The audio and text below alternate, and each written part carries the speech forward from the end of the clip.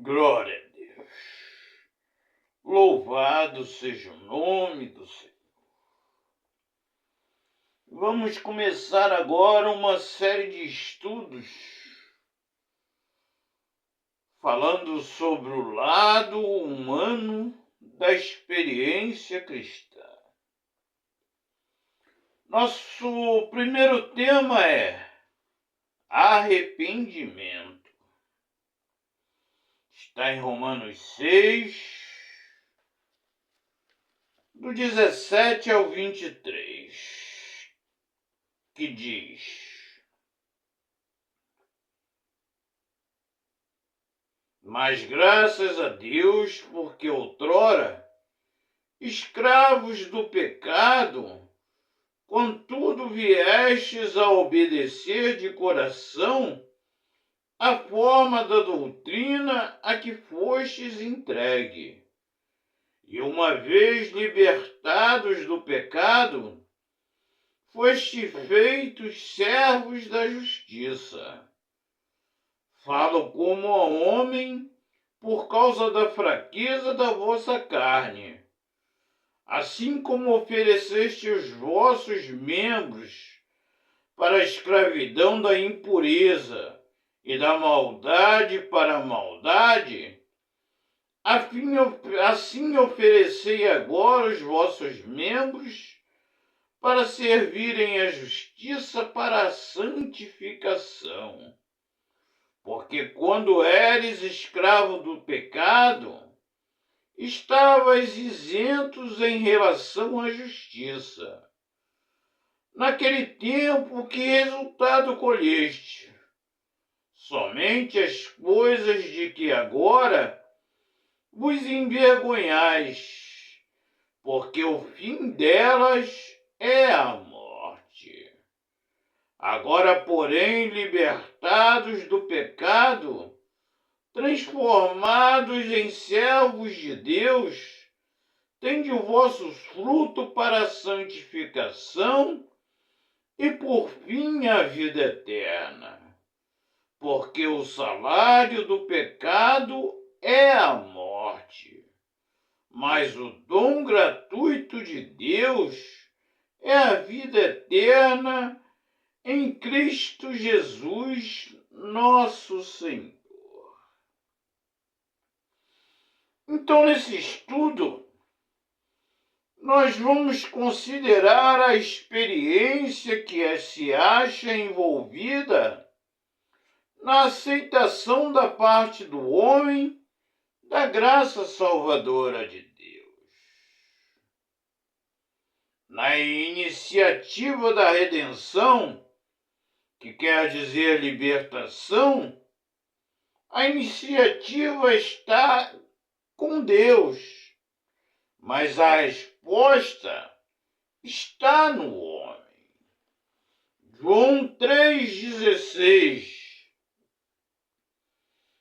ao 18 diz: Porque Deus amou o mundo de tal maneira que deu o seu Filho unigênito, para que todo aquele que nele crê não pereça, mas tenha a vida eterna.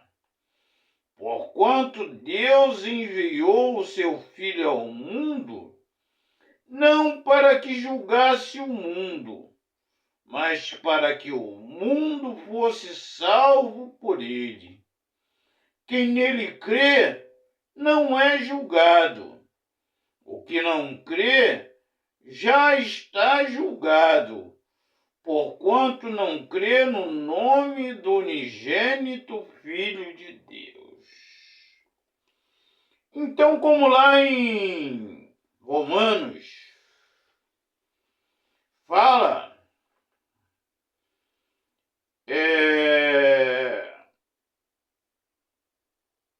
naquele tempo que resultado colhestes, somente agora vos envergonhais, porque o fim delas é a morte. Quando eu comecei a beber, quando eu tinha 12 anos de idade. E depois passei a usar drogas e fazer coisas que envergonhavam não só a mim, como a minha mãe e a meus familiares. Eu era uma pessoa que só sabia que havia tido festa na casa dos parentes 2 ou 3 meses depois da festa ter acontecido. Minhas irmãs, mãe e outros parentes iam, e eu nem sabia que aquela festa iria acontecer. Eu não era convidado. Eu não era convidado nem para a festa na casa de vizinhos. Quando eu ouvia a música, olhava, estava lá aquela reunião, todo mundo comendo, bebendo e vivendo feliz. Quando me viam, ficavam sem jeito, mas mesmo assim não me chamavam para participar. E eu fiz coisas vergonhosas que até hoje me envergonham. E aos 23 anos, eu bebi um copo de ácido muriático para morrer. Eu tentei o suicídio. Mas graças a Deus que nesta tentativa de loucura eu conhecia Jesus Cristo. Uma pessoa que eu não sei até hoje o nome dela, que eu só vi uma vez, ela me falou que na igreja ainda eu veria muitos problemas, muitas coisas erradas, mas que ainda era o melhor lugar do mundo. Para me pedir o que eu quisesse a Deus, que Ele me daria. Mas que quando eu saísse dali, eu deveria servir a Deus. Deveria trabalhar muito para Ele. E a minha cura, da boca até o estômago, era tudo ferida. E por um milagre que nem os médicos entenderam, tudo foi curado. E em 21 dias eu saí do hospital.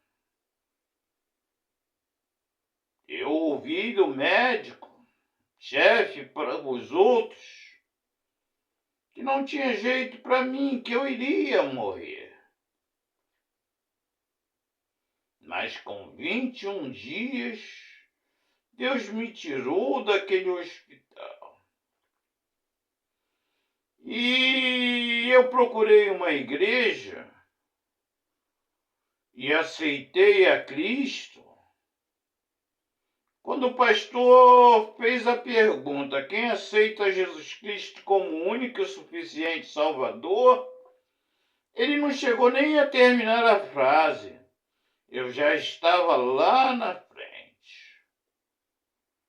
E eu sentia uma vergonha profunda. Eu entrava e saía da igreja de cabeça baixa. Eu ficava dentro de casa, só saía para ir para o trabalho e para a igreja. Isto foi durante muito tempo. E quando fala que a iniciativa partiu de Deus,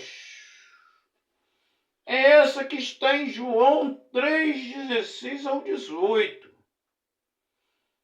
Que nós, por nós mesmos, vivemos uma vida sem sentido. O álcool, as drogas,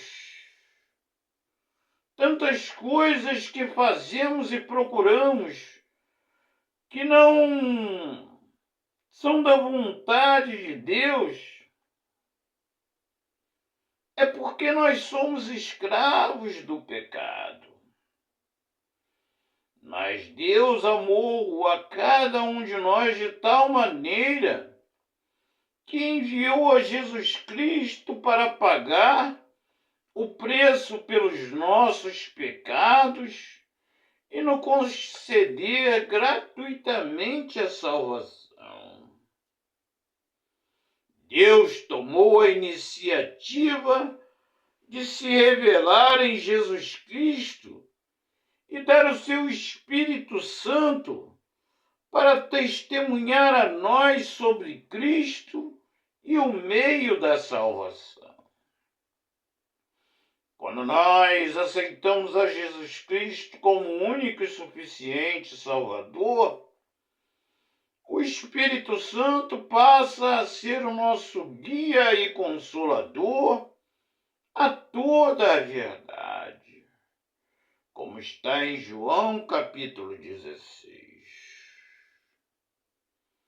O ser humano, ele é uma pessoa que tem os poderes de pensar, sentir e escolher. O homem é um ser consciente. João 3,36 diz: por isso quem crê no Filho tem a vida eterna. O que todavia se mantém rebelde contra o Filho não verá a vida, mas sobre ele permanece a ira de Deus. Sim, sobre ele permanece a ira de Deus, porque, como lá em João 3,17, diz: porquanto Deus enviou o seu Filho ao mundo, não para que julgasse o mundo, mas para que o mundo fosse salvo por ele. E no 18, quem crê no Filho não é julgado. Quem não crê, porquanto já está julgado. E o julgamento sobre a vida eterna, sobre ir para o céu ou para o inferno, está na decisão do homem de aceitar a Cristo como seu único e suficiente Salvador, porque ele tem a vontade, o livre-arbítrio, os poderes de pensar, sentir e escolher. E a pessoa pode pensar: eu tenho uma vida que não é correta, eu levo uma vida que envergonha tanto a mim como a minha família. Eu gasto dinheiro nas coisas que não devo gastar, que são comida, bebida, vestimenta. Minha família está passando dificuldade, meus filhos, minha esposa, a minha casa, porque eu digo que estou me divertindo, mas não estou. Eu sou escravo dos vícios e tenho causado dificuldade não só a mim, mas às outras pessoas.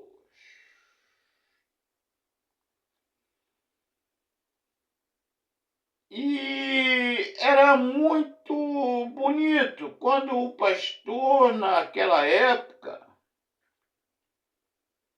depois de pregar a mensagem, ele perguntava: quem quer aceitar a Jesus Cristo como único e suficiente Salvador? E às vezes iam dezenas de pessoas à frente da igreja, a maioria chorando. A maioria não aguentava ir nem sozinha, por ter tomado consciência do seu verdadeiro estado de escravidão no pecado. E precisava que um irmão mais antigo fosse com ela abraçado lá na frente.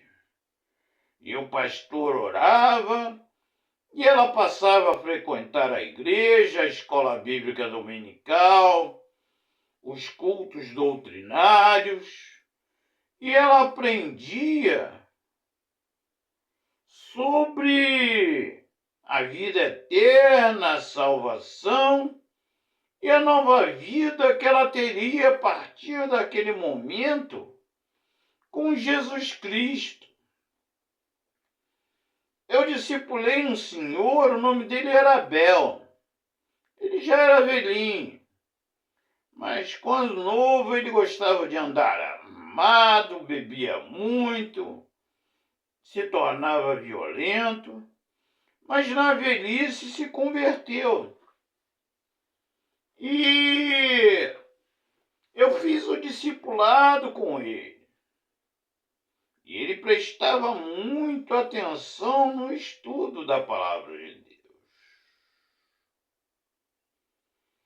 E logo depois que terminei, foi 3 meses o discipulado, ele já não conseguia mais andar direito, andava de bengala. Mas no dia do seu batismo ele foi devagarinho andando e se batizou.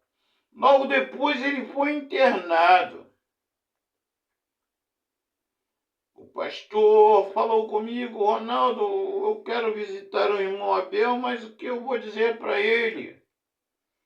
A cada dia eles cortam uma parte do corpo dele por causa da diabetes. Corta um dedo, corta o outro, vai cortando ele em pedaços. E eu vou chegar lá, vou dizer o quê? Eu falei: pode ir tranquilo, pastor. Porque eu chegava lá, eu não conseguia visitar ele.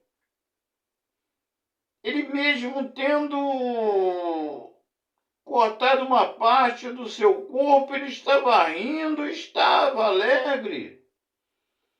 E ele dizia: irmão Ronaldo, tem tudo anotado aqui para você.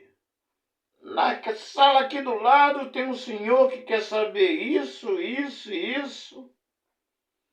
Eu expliquei mais ou menos como é que o irmão me ensinou, mas eu falei que quando você viesse aqui, você iria explicar direito. Tem a enfermeira tal, de nome tal, que ela quer saber sobre isso, isso e isso. Tem não sei quem aí que te quer... Porque antes nós tínhamos uma Bíblia que era mais barata, chamada O Mais Importante é o Amor.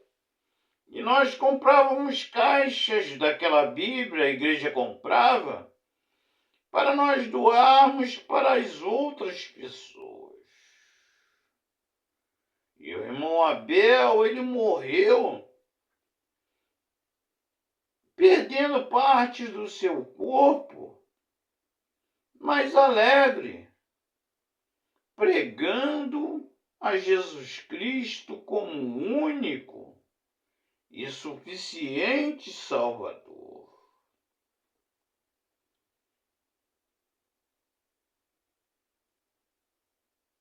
E eu me lembro dele com saudade, eu sei que ele é uma pessoa que eu vou encontrar lá no céu. Na antiguidade, até que mesmo no Brasil, nos anos de 1800, muitas pessoas morreram mas não negaram a Cristo como único e suficiente Salvador. Sofreram o martírio. Hoje no Brasil, nós podemos usar uma camisa na rua escrito Jesus Cristo é a solução. Temos várias igrejas e podemos pregar o Evangelho. Mas a igreja sofreu uma mudança muito grande. As pregações não são mais sobre a vida eterna, sobre que nós não vamos mais morrer. Nós, quando aceitamos a Jesus Cristo como único e suficiente Salvador, não precisamos mais ter medo da morte, porque nós iremos para a verdadeira vida, onde não existe mais o sofrimento e as mazelas desta vida aqui. E uma das questões dos 16 milhões ou mais de desigrejados, de pessoas que deixaram de frequentar a igreja, principalmente depois da Covid, que matou milhões de pessoas, é a perda do sentido espiritual da vida. Elas não têm mais certeza que realmente existe o céu, que não tem que ter medo da morte. Elas vivem sem um sentido espiritual para a sua vida. Elas têm medo de cometer o pecado porque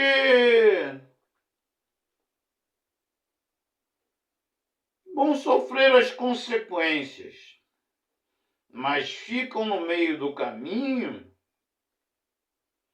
e não tomam uma decisão ao lado de Jesus Cristo como único e suficiente Salvador. E do jeito que a igreja está, que a maioria dos pastores estão, que só pregam mensagens de vida boa, de ter carro, de ter casa, de ter aquilo outro. Não estamos pregando que você deve viver como um miserável. Você pode trabalhar e ter tudo isto, mas o principal para o ser humano é ter a certeza da vida eterna que só existe para aqueles que creem em Jesus Cristo como um único e suficiente Salvador. Se você é um desigrejado, procure uma igreja onde o pastor não é um falso profeta e não está ali para tirar dinheiro de pessoas de boa fé. Procure uma igreja onde Jesus Cristo seja o centro e que você aprenda, estude sobre a salvação, sobre a vida eterna, sobre Deus, sobre Jesus Cristo, sobre o Espírito Santo, onde você estude verdadeiramente a Bíblia, sem ficar ouvindo apenas aqueles textos que falam que se você der tanto, você vai ganhar tanto. Se você fizer isso, você vai ganhar aquilo. Não. A salvação é totalmente de graça. para aqueles que aceitam a Jesus Cristo como um único e suficiente Salvador. Nós continuaremos os nossos estudos e ainda temos algumas coisas para falar sobre o arrependimento. Mas existem outros estudos que já fizemos que você pode olhar pelo assunto, pelo texto e crescer espiritualmente.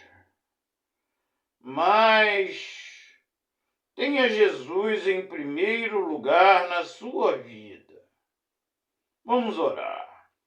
Nosso amado Pai eterno, graça te damos por mais esse estudo que fizemos, que ele sirva, Pai, para iniciar uma nova caminhada na vida desta pessoa que está aceitando a Cristo neste momento, ou na vida daquele que já esteve dentro da tua casa e hoje é um desigrejado, está longe dos caminhos do Senhor. Tem misericórdia, Pai, desta pessoa, supre todas as suas necessidades. Em nome de nosso amado Senhor e Salvador Jesus Cristo. Amém. Que o Senhor te abençoe e te guarde.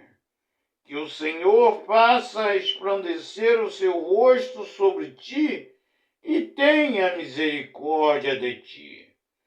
Que o Senhor sobre ti resplandeça o seu rosto e te dê a paz, em nome de Jesus. Amém. Ao Deus único e verdadeiro, ao Deus Todo-Poderoso, ao Deus Criador, ao nosso amado Pai eterno, seja toda honra, toda glória, todo louvor e o domínio pelos séculos dos séculos. Amém.